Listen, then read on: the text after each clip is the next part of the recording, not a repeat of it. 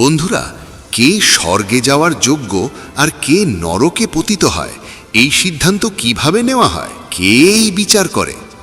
অনেক সময় দেখা যায় অসংখ্য পাপ করেও কেউ স্বর্গে পৌঁছে যায়, আবার অসংখ্য পুণ্য করেও কেউ নরকের যন্ত্রণা ভোগ করে। আমাদের প্রাচীন শাস্ত্রে এমন বহু উদাহরণ পাওয়া যায়। একদিন এই একই প্রশ্ন যখন মহারাজ যুধিষ্ঠির ভগবান শ্রীকৃষ্ণকে করেছিলেন, তখন শ্রীকৃষ্ণ তাকে খুব সহজ অথচ গভীর একটি উত্তর দিয়েছিলেন। আজ আমরা সেই গোপন রহস্যের পর্দা উন্মোচন করতে চলেছি, যা জানা প্রত্যেক মানুষের জন্য অত্যন্ত জরুরি। এই প্রাচীন পৌরাণিক কাহিনী অত্যন্ত জ্ঞানগর্ভ। মন দিয়ে শুনলে এর ভেতরে এমন অনেক সত্য লুকিয়ে আছে যা জীবনের পথকে আলোকিত করে দিতে পারে। একসময় পাণ্ডুপুত্র মহারাজ যুধিষ্ঠির গভীর উদ্বেগ নিয়ে ভগবান শ্রীকৃষ্ণের কাছে এসে বললেন, হে মধুসূদন, আপনি সর্বজ্ঞ, ত্রিকালদর্শী। এই জগতের কোনো ঘটনাই আপনার অজানা নয়। আমার মনে কর্মফল নিয়ে এক গভীর সংশয় জন্ম নিয়েছে। অনুগ্রহ করে আমাকে পথ দেখান। শ্রীকৃষ্ণ মৃদু হাসি দিয়ে বললেন, হে যুধিষ্ঠির, একজন রাজা এবং একজন জিজ্ঞাসু হিসেবে প্রশ্ন করা তোমার অধিকার, আর সেই সংশয়ের সমাধান করা আমার কর্তব্য। নির্ভয় বলো, তোমার মনে কি দ্বিধা রয়েছে? যুধিষ্ঠির বললেন, হে কেশব, আমাকে বুঝিয়ে বলুন, মানুষের শেষ মুহূর্তে কিভাবে নির্ধারিত হয় সে স্বর্গে যাবে না নরকে? এই পৃথিবীতে মানুষের জীবন তো মিশ্র। সে অজান্তেই পাপ করে, আবার ভক্তিভরে পুণ্যও করে। তাহলে পরলোকে এই পাপ পুণ্যের হিসেব কিভাবে করা হয়? সেখানে কি কোনো দিব্য দাড়িপাল্লা আছে যেখানে এই সূক্ষ্ম কর্মগুলোকে ওজন করা হয়?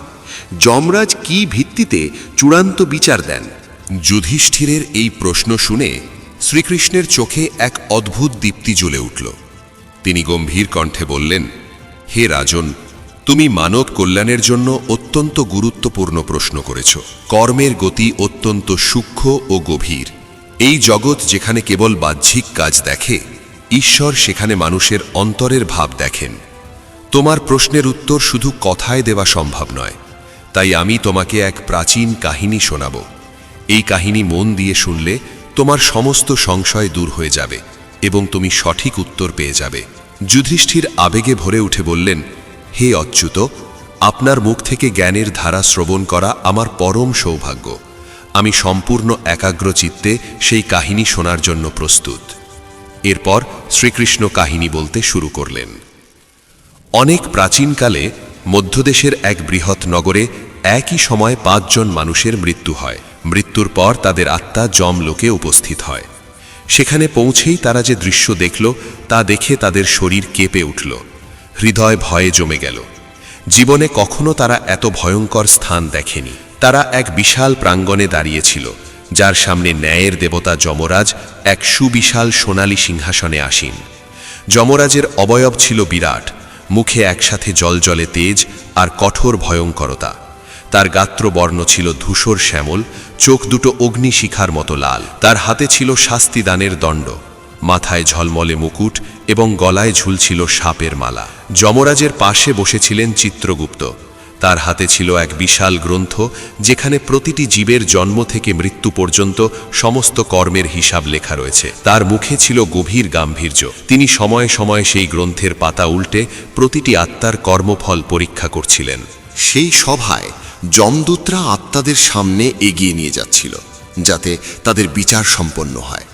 অনেক আত্মা ভয়ে চিৎকার করে কাঁদছিল, নিজেদের পাপের জন্য অনুশোচনা করছিল। যমদূতরা কঠোর কণ্ঠে তাদের এগিয়ে যেতে বলছিল। আবার কিছু আত্মা ছিল আশ্চর্য রকম শান্ত, যেন তারা জানে তাদের মুক্তি নিশ্চিত। তাদের মুখে ছিল এক অদ্ভুত প্রশান্তি, আর তারা ধীরে ধীরে স্বর্গের দিকে অগ্রসর হচ্ছিল। যমলোকের ডান দিকে দূরে এক অপূর্ব আলোক ছটা ছড়িয়েছিল। সেখান থেকে ভেসে আসছিল মধুর সঙ্গীত আর সুগন্ধি বাতাস।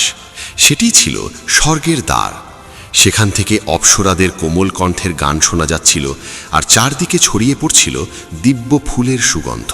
সেই আলোর ঝলক এক মুহূর্তের জন্য পাপী আত্মাদের চোখ ধাঁধিয়ে দিল, কিন্তু পরমুহূর্তেই বাম দিক থেকে ভেসে আসা ভয়ঙ্কর অগ্নিশিখার ধোঁয়া তাদের বাস্তবতায় ফিরিয়ে আনল।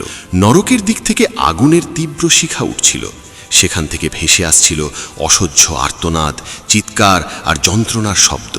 ফুটন্ত তেলের কড়াইয়ের শব্দ, চাবুকের আঘাত আর পাপীদের হাহাকার মিলে এক ভয়ঙ্কর পরিবেশ তৈরি করেছিল। এই বিভীষিকাময় দৃশ্য দেখে সেই 5টি নতুন আত্মা একে অপরের কাছে সরে এসে দাঁড়ালো। তাদের শরীর ভয়ে কাঁপছিল, মুখের রক্ত যেন শুকিয়ে গিয়েছিল, চোখে ছিল আতঙ্ক, মনে একটাই প্রশ্ন, এবার তাদের কি পরিণতি হতে চলেছে। কিছুক্ষণ তারা স্তব্ধ হয়ে সেই ভয়ঙ্কর দৃশ্যের দিকে তাকিয়ে রইল, যেন সময়ও সেখানে থমকে দাঁড়িয়েছে। অবশেষে তাদের মধ্যেই একজন কাঁপতে থাকা কণ্ঠে বলল, হে প্রভু, এ যে ভীষণ ভয়ঙ্কর এক স্থান। তার এই কথা শেষ হতেই 5 জনই যেন নিজেদের যন্ত্রণার কথা একে অপরের সঙ্গে ভাগ করে নিতে উদ্বুদ্ধ হয়ে উঠল। মৃত্যুর পর এই কঠিন অবস্থায় একে অপরের সঙ্গই ছিল তাদের একমাত্র ভরসা। ধীরে ধীরে তারা কথা বলতে শুরু করলো আর নিজেদের জীবনের পাপের কথা একে একে প্রকাশ পেতে লাগলো। প্রত্যেকেরই নিজের করা কাজগুলো মনে পড়তে লাগলো, আর সেই কাজের ফল কি হবে এই ভয়ে তাদের অন্তরে গভীর ছায়া ফেলল। তাদের মধ্যে একজন রোগা শীর্ণদেহী মানুষ হাত জোড় করে কাঁদতে কাঁদতে বলল, ভাইরা, আমার নাম হরিদাস। আমি জীবনে অসংখ্য পাপ করেছি। অন্যের ঘরে চুরি করাই ছিল আমার পেশা। কত মানুষের সম্পদ আমি লুট করেছি, কত জনকে কষ্ট দিয়েছি, এমনকি কারো কারো জীবনও হয়তো ধ্বংস করে দিয়েছি। আমি জানতাম আমি ভুল পথে চলছি, কিন্তু আমার সামনে আর কোনো পথ ছিল না। আমার পরিবারের এমন দুরবস্থা ছিল যে 2 বেলা খাবার জোটানোও কঠিন হয়ে পড়েছিল। আমরা দারিদ্র্যের মধ্যে দিন কাটাতাম। কেউ আমাকে কাজ দিত না, সবাই ঘৃণার চোখে দেখত। বাধ্য হয়ে আমি চুরির পথ বেছে নিয়েছিলাম, শুধু যাতে আমার স্ত্রী সন্তানদের না খেয়ে মরতে না হয়। আমি প্রায়ই ধনী ও অহংকারী লোকদের ঘরেই চুরি করতাম। কোনো গরিব মানুষের মুখের অন্ন আমি কখনো কেড়ে নিইনি। তবুও চুরি তো চুরি, এ এক অনৈতিক কাজ। কারণ যাই হোক, আমি অন্যায় করেছি। সেই চুরি করা অর্থে আমি আমার পরিবারের পেট ভরিয়েছি, কিন্তু সেই সঙ্গে অজান্তেই অনেক নিরপরাধ মানুষের মনে ভয় আর দুঃখের ছাপ রেখে দিয়েছি। কারো ঘরের জিনিসপত্র হারিয়েছে, কারো জীবনে নিরাপত্তাহীনতা ঢুকেছে, আবার কারো তো সব কিছুই নষ্ট হয়ে গেছে। আমি হয়তো আমার সন্তানদের খাওয়াতে পেরেছি, কিন্তু তার বদলে কত মায়ের সন্তানদের কাঁদিয়েছি। আজ এই যমলোকে এসে আমি আমার প্রতিটি পাপ স্পষ্টভাবে অনুভব করছি। গভীর অনুতাপে আমার মন ভারী হয়ে উঠেছে। আমি ভয় পাচ্ছি যমরাজ নিশ্চয়ই আমাকে কঠোর শাস্তি দেবেন। আমার জন্য নরকের যন্ত্রণা অবধারিত। এই বলতে বলতে হরিদাস হাউ হাউ করে কেঁদে উঠল। তার শরীর কাঁপতে লাগলো, চোখ থেকে অঝরে জল গড়িয়ে পড়তে লাগলো, আর মুখে ফুটে উঠল গভীর অপরাধ বোধের ছাপ। হরিদাসের এই করুণ কাহিনী শুনে তার পাশেই দাঁড়ানো এক যুবতীর চোখেও জল এসে গেল। সে আঁচল দিয়ে চোখ মুছতে মুছতে ভারী কণ্ঠে বলতে শুরু করল, আমার নাম কমলিনী। তোমরা সবাই জানো, শাস্ত্র মতে যে নারী বহু পুরুষের সঙ্গে সম্পর্ক স্থাপন করে তাকে গুরুতর পাপের অংশীদার বলা হয় এবং মৃত্যুর পরে তাকে নরকের যন্ত্রণা ভোগ করতে হয়। আমার জীবনেও তেমনই হয়েছে, কিন্তু আমি স্বেচ্ছায় এই পথে আসিনি।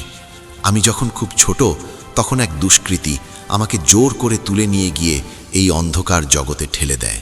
আমার স্বপ্ন ছিল একেবারেই অন্য রকম। আমি চেয়েছিলাম সম্মান ও মর্যাদার সঙ্গে জীবন কাটাতে, একজন বিবাহিতা নারীর মতো সংসার গড়তে।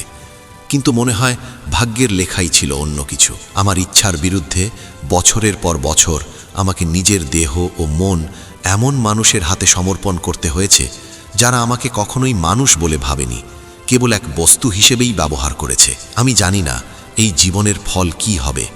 যদিও সবই আমার ওপর জোর করে চাপিয়ে দেওয়া হয়েছিল, তবুও যে পাপগুলো ঘটেছে তার ভার আজ আমার আত্মার উপরেই এসে পড়েছে।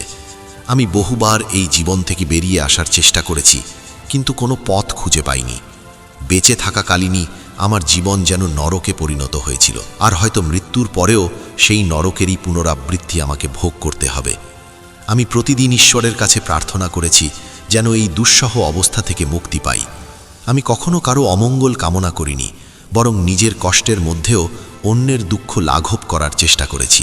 সুযোগ পেলেই অসহায় পশু পাখিদের খাওয়াতাম, আহত প্রাণীদের সেবা করতাম। এই ছোট ছোট কাজগুলো আমাকে কিছুটা শান্তি দিত, কিন্তু আমি জানি আমার বড় পাপগুলোর সামনে এই সামান্য পুণ্য কিছুই নয়। আগামী জন্মে আমার কি পরিণতি হবে জানি না, তবে এ জীবনের দুষ্কর্মের জন্যে নরকের আগুনে পুড়তে হবে এ ব্যাপারে আমার কোনো সন্দেহ নেই। আমি আমার ভাগ্য মেনে নিয়েছি, কারণ যা হয়েছে তার ক্ষমা হয়তো ঈশ্বরও করবেন না।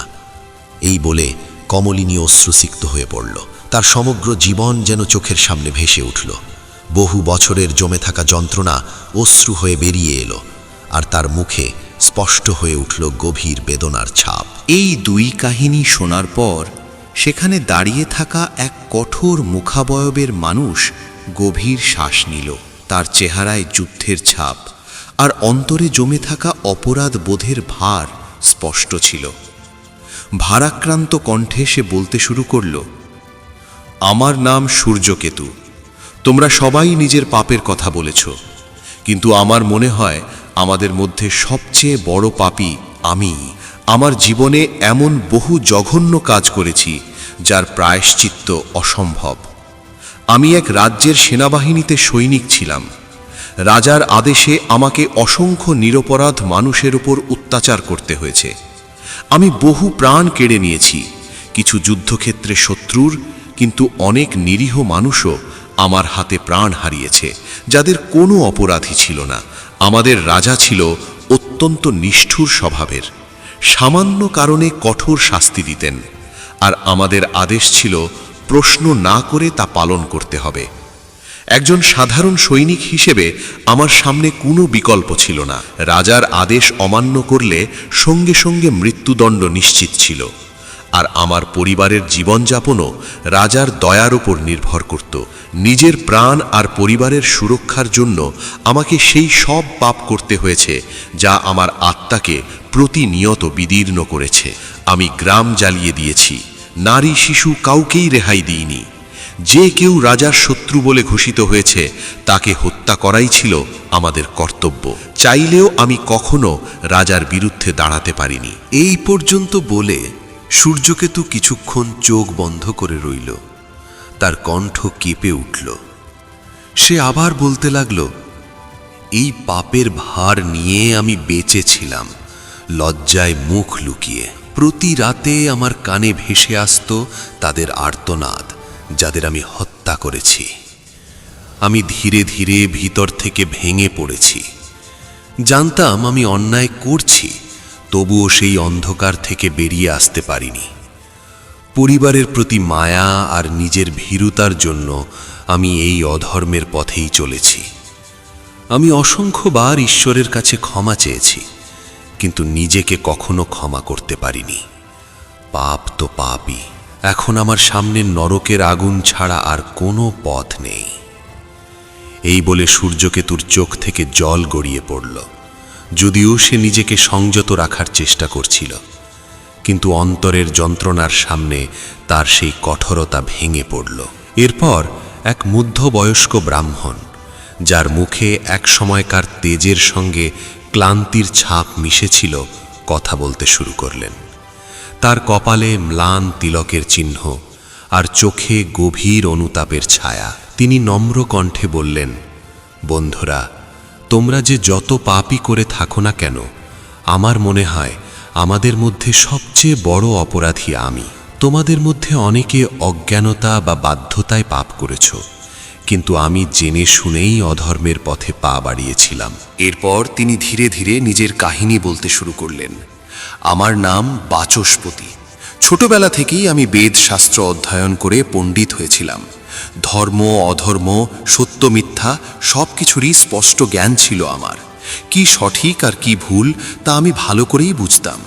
তবুও অর্থলোভ আমাকে গ্রাস করেছিল, আর আমি আমার সেই জ্ঞানকেই অপব্যবহার করেছি। আমাদের পরিবারের অবস্থা ছিল অত্যন্ত শোচনীয়। আমরা চরম দারিদ্র্যের মধ্যে দিন কাটাতাম। আমার পিতা জীবিকা নির্বাহের জন্যে মন্দিরের বাইরে ভিক্ষা করতেন। ছোটবেলা থেকেই অভাবের তীব্র যন্ত্রণা দেখেছি, আর মনে মনে প্রতিজ্ঞা করেছিলাম একদিন এই অবস্থার পরিবর্তন করব। আমার মধ্যে মেধা ছিল, বিদ্যা ছিল, তাই সমাজে সম্মানও পেয়েছিলাম। কিন্তু ধীরে ধীরে সেই সম্মান আমার মনে অহংকার জন্ম দিল, আর অর্থের প্রতি তীব্র আকর্ষণ তৈরি হলো। আমি ভাবলাম এই জ্ঞানই হবে আমার উপার্জনের মাধ্যম। শাস্ত্রে বলা হয়েছে বিদ্যার বিনিময়ে অর্থ গ্রহণ করা গুরুতর পাপ, কিন্তু আমি সেই সতর্ক বার্তা উপেক্ষা করেছিলাম। আমি কোনো যজ্ঞ, পূজা বা শিক্ষা দান করতাম না দক্ষিণা ছাড়া। কোনো অভাবীকে কখনো বিনামূল্যে মন্ত্র দিইনি, পরামর্শও দিইনি, যতক্ষণ না সে আমাকে পারিশ্রমিক দিত। এভাবেই ধীরে ধীরে আমার কাছে অর্থ আসতে শুরু করলো, আর পরিবারের দারিদ্র্য দূর হয়ে গেল। কিন্তু তার সঙ্গে সঙ্গে আমার আত্মার আলো নিভে যেতে লাগলো। যে আমি শাস্ত্রজ্ঞ ছিলাম, সেই আমি অধর্মের পথে পা বাড়ালাম। শাস্ত্রে স্পষ্ট বলা আছে, যে ব্রাহ্মণ জ্ঞানকে ব্যবসায়ে পরিণত করে, মৃত্যুর পর তার নরকে গমন নিশ্চিত।